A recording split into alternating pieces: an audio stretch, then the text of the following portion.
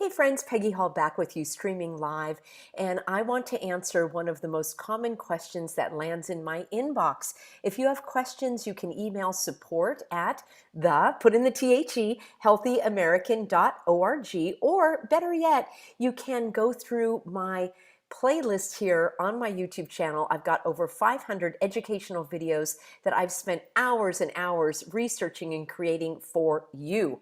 Before I answer the question, how do I get medical testing? Excuse me, how do I get a medical procedure without testing?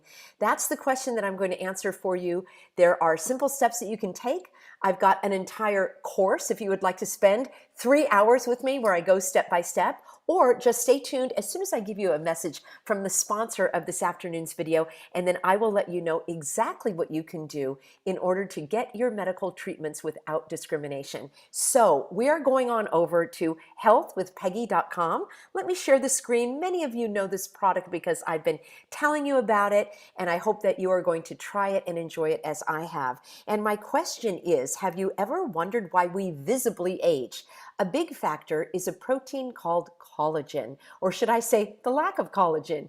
Many studies have discovered that our collagen levels decrease 10% every decade. Think of collagen as the glue that holds us together, and the less you have, the more visible the signs of aging you may experience.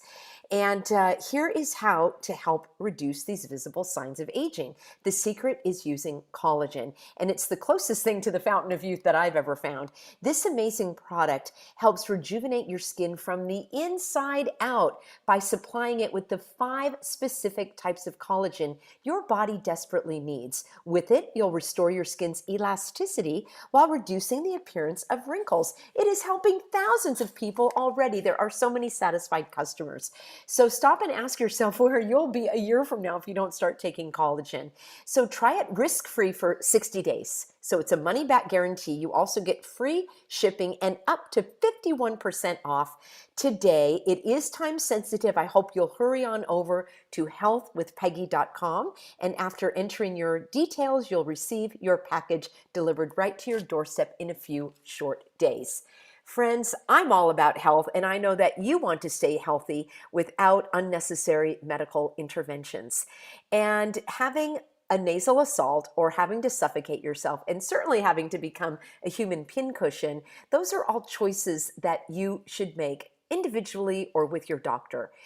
Having a requirement that you have to be tested for cooties in order to enter a hospital, that to me is one of the most ludicrous, unreasonable, insane ideas that the hogwashers have sloshed all over us. I thought hospitals were a place where you go if you're sick. I thought that you go to the doctor if you're in need of medical care. And now they want to, in fact, let me know in a comment below, why do you think they are pushing this nasal assault so insistently upon people? Do you think they really care whether or not you're carrying a disease? Do you think that that is why they want you to be tested before undergoing your colonoscopy or knee replacement or blood draw or whatever it is they're asking you to do, or whatever it is you're agreeing to do?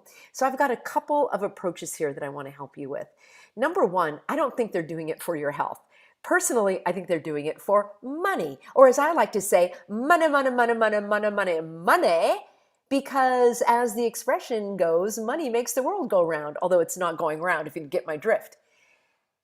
The point is, many of these medical providers are either getting paid for you to undergo this unnecessary and unwanted intrusion, or they have fallen hook, line, and sinker for this outrageous notion that you as a healthy person are carrying a disease and you don't even know it. So I am offended by both of those. And I'm offended by a third reason, which is this. As a person of faith, and as just a thinking person with ethics and morals and sound judgment, I don't go along with deception. I don't participate in it. Why in the world would I agree to being tested with a test that is supposed to test for symptoms of a virus that has, well, I better not go any further here if I want this video to stay on this platform. The fact is this, and then I'll give you the particulars. Let's lay the foundation. There is no law that requires you to prove that you are not sick. And no hospital policy, no doctor's protocol, no diagnostic testing centers rules supersede your rights.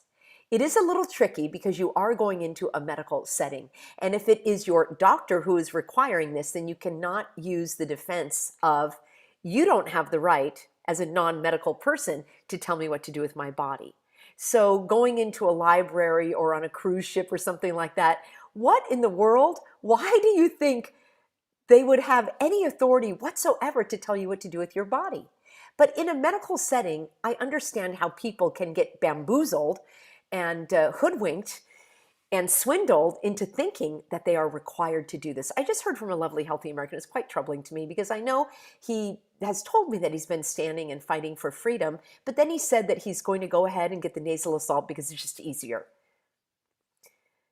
No, it's not easier actually for me. Okay, easier for me. Easier is not the method that I use to determine whether or not I'm going to stand for my rights and my values, because I've been doing it for over 2 years, going on 3 years, and it's not easy at all. I don't value easy. I value truth and I value freedom. And I also value your right to choose. So if that individual felt that that was the right thing for him, go do it. Just be aware that it is a choice and that you're not required to do anything. So let's go back to basics, shall we? Gee, I haven't said that in a while. And I also haven't said, how do you like them apples? Them or rotten apples? So I know many of you are asking me to say that. You like my phrases and sayings. And here are the facts.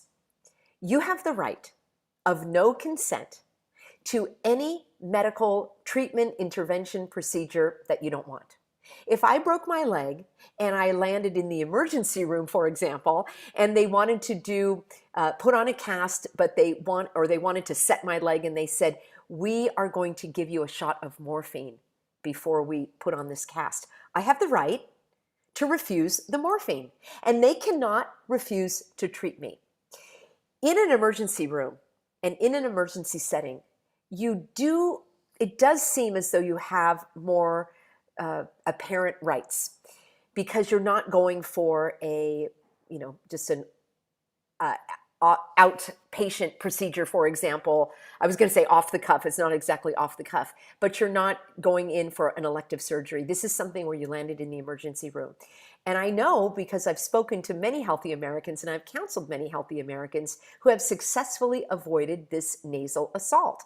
So in the emergency room, if they are pushing you to get this nasal assault before they will admit you or treat you, you go to, number one, you go to the highest authority. You don't argue with the nurse. You don't argue with the receptionist, the admitting clerk, whoever is guarding the door. You speak to the highest authority, and that would be the manager of that facility. It's in the ER. It's usually a charge nurse. There might be a doctor that you would speak to. There might be a hospital administrator there at that time, but you demand to speak with the highest authority at that time. And then you tell them that you are invoking your right of no consent to a medical experiment, because this is a medical experiment. It has never had an approval by the you-know-who, starts with the letter F. Yeah, fakes, phonies, frauds, and there's another F word that comes to mind. So it has never gotten an approval. It is under an emergency authorization. That's not the same as an approval. The suffocation devices are also medical experiments. There has never been an approved device, and it is an FDA Class 2 device, the surgical suffocator, and there is no law that can compel you to undergo a medical experiment. In the state of California, you need to know your laws. Well, you need to know your laws wherever you are. And I know your laws because my team and I have compiled them. And you can find them at thehealthyamerican.org. We do use that as a fundraiser for our organization. We put in many hours researching and compiling and writing that up for you. So if you're interested in just your laws that protect you from discrimination, those are there. But you need to know your laws in terms of patient the patient's Bill of Rights. Normally, in the state, these may not be codified laws. There may not be a law attached to it, but it's a type of policy that is implemented in hospitals. And what I would do if I were in that situation is I would insist that that person in authority read to me my patient's Bill of Rights.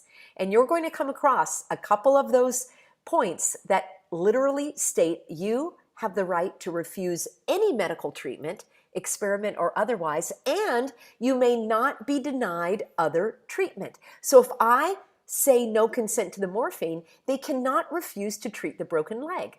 It's illegal. Now, if they try to refuse it and you educate them, then you say, I would like to have that in writing that you are denying me medical care in this facility, and I want it in writing, and I want you to sign it, and I want the names of all the people who are refusing me medical care. And that usually turns things around pretty darn quickly. So in an emergency setting, it's a very strong possibility, and it's not even a possibility. You have a very strong case of refusing this. You will need to educate them. And what I've recommended many times, maybe you haven't seen those videos, but I'll just remind you, that you plan it in advance. So you contact the urgent care centers and the ER hospitals in your area, and you could call them, you could write to them, you could let them know that you are not planning on participating in any suffocating or any nasal assault, and that you want it in writing that if in the situation, the circumstances that you show up there, that you will have it in writing that you are not giving consent to these medical treatments.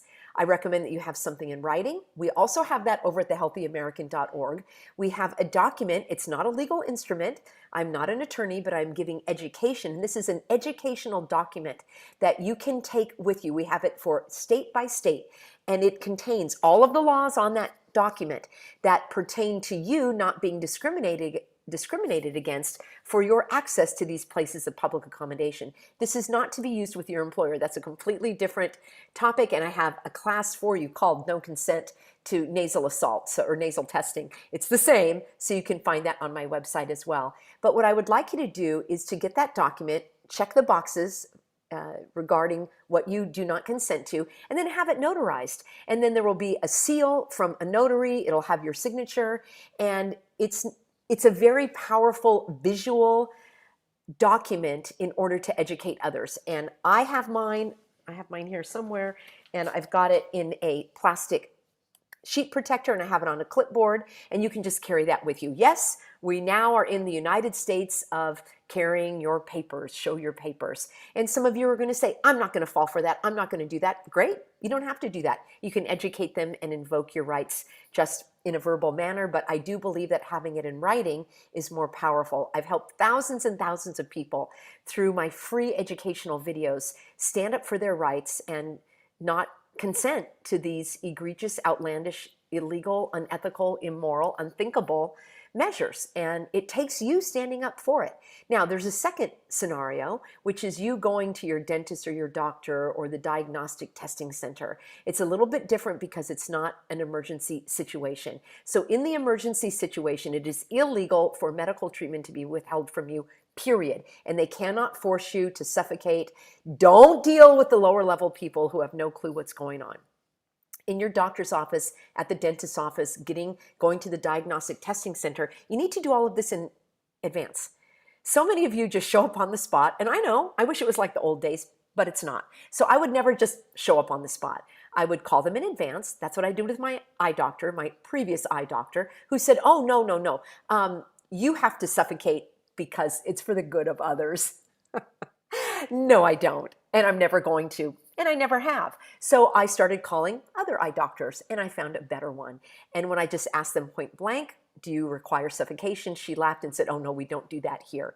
You may need to go to a different city, a different county, a different state, a different country. I'm in Southern California, and I know plenty of people that go to Mexico for superior medical care. In fact, I don't think I would go. Luckily, I have the ability to get to Mexico, and I know many people that are doing that. The point is, you need to cover all of this in advance, and you can call them. I would get it in writing. You don't talk to the receptionist, you don't talk to the nurse, you talk to the highest person in charge, and if they refuse you, you remind them that you have the right of no consent, and then I would work it out. I would say, you are required by law to accommodate me. Telling me that you will not see me is like telling a person in a wheelchair you won't see them. Telling an elderly person that they're too old, you're not going to treat them. Telling a person they have an accent and you don't treat people with accents. All of these are considered protected classes. So you need to educate those individuals on your rights. Get it all in writing. I would recommend that you ask for the first appointment, the last appointment, maybe some other type of arrangement where you wait outside until the waiting room is clear and you make a mad dash for your exam room and you hold your breath.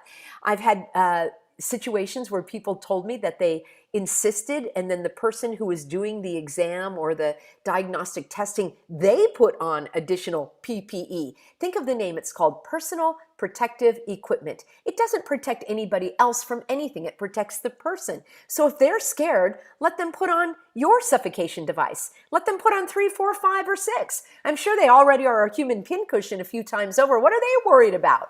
So you need to really show them that plainly and very clearly, that you have these rights and you're not going to be discriminated against. So it may require that you find a different doctor. Now you're going to tell me, Peggy, I'm in this group. Well, that's where now you have the next level, where you are going to file a grievance with your insurance company, and you're going to let them know that you are being discriminated against, and you're not being discriminated against because of your, if you're a pincushion or a pureblood, you're being discriminated against because you are not participating in medical experimentation, and that is against the law. If you're in California, the laws include California Civil Code 43, you have the right to be free from physical harm. California Civil Code 46, you have the right to not be defamed. It is defamation and a violation for someone to say that you're carrying an infectious disease when you're not. You are covered by the U.S. Constitution, due process of law. You don't have to prove that you're not sick. There's no such thing. Why are you going along with it? And then in California, we have additional codes. We have California Civil Code 51. You have the right to be in any public place, including your dentist's office, doctor's office, diagnostic testing center, hospital. These are places of public accommodation. I don't care that they're a private hospital or a private business. You are protected by law. So it is a civil protection. The law in California says you are free and equal, and you are going to stand on that. Further, California Health and Safety Code 24171 says the California legislature finds and declares that each individual is sovereign over their own body, and they have the right to decide what is done to their body. Period. It goes on to say California Health and Safety Code 24172 says that you have the right of no consent to any medical experimentation without any undue influence or pressure or duress. So know the laws, my friends. I've studied these. I've compiled them for you. Roll up your sleeves. Get all of the free information here on the YouTube channel. Or if you'd like to support the work, you can get that information right on the website at thehealthyamerican.org. Click on programs and classes, and that will get you started. And let me know in a comment below what you have done. And I want to hear from the naysayers. I want to hear the success stories, all right? So many people go about this the wrong way, and then they offer up a comment saying, well, they wouldn't give me the thing. There's always another way. How is it that I am going on year 3 and hashtag never have, never will complied with anything? And I'm in Southern California, the hardest hit. Well, it's kind of neck and neck with New York and, the San Francisco Bay Area. But this is where the evildoers are twisting the screws to keep people literally oppressed and in fear and not able to think clearly. And I've never participated. How is it that my husband has had 2 surgeries and he's never done any of this? No nasal assault, no suffocation device. Because we keep calling, we keep educating, we keep going, and we don't comply. And I'm just going to end on this note. I am not a medical doctor, but my mom was an ER nurse in the emergency room, right? ER nurse for 40 years, her entire medical career. And so I have somewhat of an idea, and she did not like hospitals or doctors or any of that, because she was more of it was trauma medicine. So you patch them up, you fix the broken leg, you stitch up the stab wound, you know, what have you. But she did not believe in this type of mainstream medicine. So I'm just saying, perhaps God wants you to avoid these potentially, and I'm not telling you they are, but they potentially could be unnecessary procedures, testing, what have you. I had people I mean, the stories that people have told me of what they wanted to go in for, I'm looking at them going, why in the world would you even want to do that? Why would you want to do that? Maybe God is directing you in another direction, maybe going for a more holistic, you know, traditional, and I don't mean mainstream, I mean traditional style of medicine, and keeping yourself healthy, keeping your stress levels down, eating better, sleeping better, you know, exercising, participating in things that bring you joy. This is the basis of a healthy life and a healthy lifestyle. So my desire is to help you with all of the tools and techniques and strategies and solutions that you don't have to comply with tyranny. Let's take a look at your comments here, friends. You can always find me over at thehealthyamerican.org. Love to have you also over at Instagram. And we've got lots of comments flying here. Hugh said, I stood ground again in a hospital requiring the suffocation device as a caregiver. They chased after me down a hall twice and I ignored them. No to the, I call it the scam as well. And Matthew reminds us, he said, our Lord is our best healer. And I also, somebody else is calling it a murder system. My sister went to see a dear friend at a hospital yesterday. And it's so funny. She's my sister and she does not follow these things about calling in advance. On a rare occasion she will. But God love her. She just is like, I'm going to live normally. I'm not going to plan in advance. I'm just going to go. And, you know, sometimes it works. Sometimes it doesn't. I like to plan further in advance. But I have to hand it to her that she just wants to live normally. So she showed up at the hospital.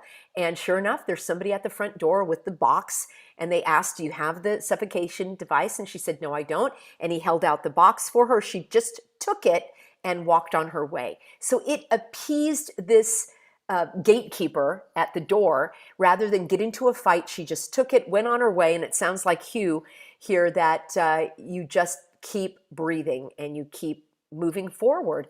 It is easing off in many areas, but I will say that it is the hospital settings are really probably the last to fall. So let's see what else we've got here. We Need Peace has not been to a doctor's office in almost 3 years. Same with me, although I did have to go to the foot doctor and I did have a couple of eye things, and that's okay. So Blue Sky, they told me I couldn't have surgery without the test up my nose. All right, so you're going to say to them, this is what you're going to say.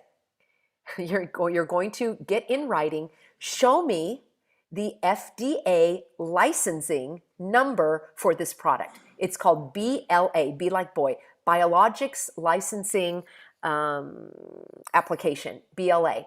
And the FDA, once they approve any type of drug or medical device, they will give it a number. And that means that it's no longer an experiment. So you say to them, I would be happy to undergo this this approved medical intervention. Please provide me with the FDA license for it. So now you've thrown the ball back in their court. It's very, very powerful. The same thing with the suffocation device. If I were you, I would say to that person at the door, I'd say, oh, can I take a look at that box? And then say, oh, I'm sorry, I don't have my glasses. Could you read what it says here on the box? You know, the part that it says this does not prevent the transmission of disease. Oh yeah, that part, I wanted you to read that for me. Yeah, so you also can say that about the suffocation device. Show me the FDA approval. I'd love to see it. When was it approved? What's the license number? And then maybe I'll consider it. So that's what you need to do, Blue Skies. The other thing some of you will do, not me, but others, have conceded to spit in a cup. And the other thing I think is brilliant, one of my clients in my VIP program that I was helping her keep her job without the jab, and she works for one of the big pharmas, and she said that she would blow her nose into a tissue and give them the tissue. She's not having anything stuck up her nose. Now, I will say that I would be concerned going into these places because imagine they say to you, well, we're just going to give you a vitamin shot. Well, I don't want to worry anyone, but I think this is of due concern, right? What about if they put you under? Just asking, just asking. I'm not giving any medical advice. I'm asking questions. Are you okay? Do you trust your doctor? I think I would find a doctor that I'm going to trust that doesn't go along with all of this. You know, and I know that they are getting paid, and it's truly abhorrent. It's abuse, and I just don't stand for it. All right. Elise is giving her prayers to those that are having surgery. So the other thing I would say is this: can you delay? Delay, delay, delay is a great tactic. Some years ago, my husband was told he should really have a procedure on his knee so that he could get out of pain. And we're very holistic minded. We don't take any medicine. These are not even prescription glasses. They're just blue blockers. I know I have had some emergency eye procedures, but we're not on any medication. We're not under any doctor's care for, you know, diseases and all that kind of stuff. So he didn't get that knee procedure, and his knee is fine. He needed to rest it, change his shoes, do more stretching and that kind of stuff. So can you delay? Ask your doctor. I'm not giving medical advice. Can you delay these procedures? What are the other alternatives? It's stunning to me how many people are still in this mainstream medical system. Absolutely stunning. C needed an emergency iron infusion. Oh, that's horrible. I was there because my nose was gushing blood for hours. Oh dear, now that sounds like an emergency. And he says they still wanted to stick something up my nose. I wouldn't trust that kind of medical care. I would go to a different location. I definitely would.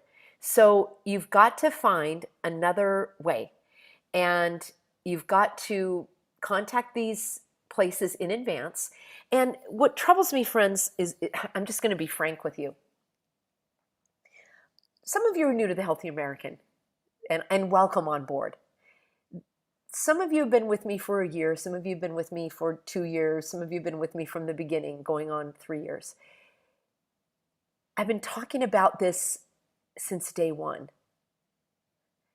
Please avail yourself of all of the free resources that I've spent countless hours compiling for you. Otherwise, I feel like, why did I do all that work?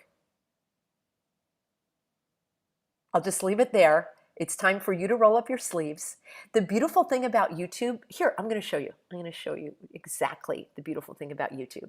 The beautiful thing about YouTube is you can go here we are, this is us, and you can go to my channel like this, and then you can go to playlist, and everything is organized. So if I wanted to learn something, I would go here to the playlist, and I would go under, let's see, medical rights. So let's say I've got 45 videos about medical rights. Surely you're going to find information there for you. So please take advantage of this. I just had so many people over the last couple of days email me with questions about how my parents need to go to a hospital, I need to get a medical procedure, and I'm glad that we're connected. I'm glad that you're asking for direction, but the number one stop for you is the YouTube channel. This is my library. It's the encyclopedia of knowledge and teaching and help and support. It pains me when I hear these stories of people going to a hospital because they had a runny nose, not a bloody nose, but a runny nose was one I heard. And somebody else, you know, had an upset stomach. The last place I'd want to go is a hospital. I'll just leave it on that note. So stay healthy, stay happy, stay true to your values. And my highest value is truth. All right, friends, I will be back with you tomorrow with another live stream, and always over at thehealthyamerican.org.